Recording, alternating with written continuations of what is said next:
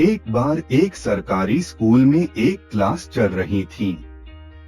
तभी उस क्लास के अध्यापक ने अपनी जेब से 100 रुपए का नोट निकाला और बच्चों से पूछा कि अगर मैं ये नोट आपको देता हूँ तो आप क्या करेंगे। एक लड़के ने कहा, मैं इससे बहुत सारी चॉकलेट खरीद लूंगा।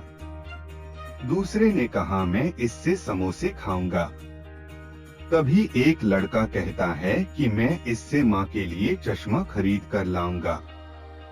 अध्यापक उससे कहता है कि क्यों, चश्मा तो आपके पापा भी खरीद कर ला सकते हैं। लड़के ने कहा कि मेरे पापा नहीं है और मेरी माँ दूसरों के घर में बर्तन साफ करके मुझे पढ़ाती है। उस अध्यापक ने कहा कि ये लो 100 रुपए, लेकिन ये मैं तुम्हें इनाम नहीं दे रहा, केवल उधार दे रहा हूँ।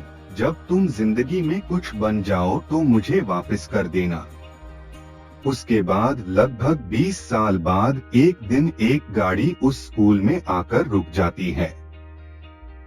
तभी उस गाड़ी से कलेक्टर साहब नीचे उतरते हैं और सीधे उस क्लास में चले जाते हैं जिसमें वह अध्यापक पढ़ा रहा होता है। वह अध्यापक के पास जाकर उनके चरण छूता है और 100 रुपए का नोट निकलकर उन्हें देता है और बताता है कि मैं वही बच्चा हूँ जिसको अपने 100 रुपए उधार दिए थे। आपकी वजह से मैं आज कलेक्टर बन गया हूँ।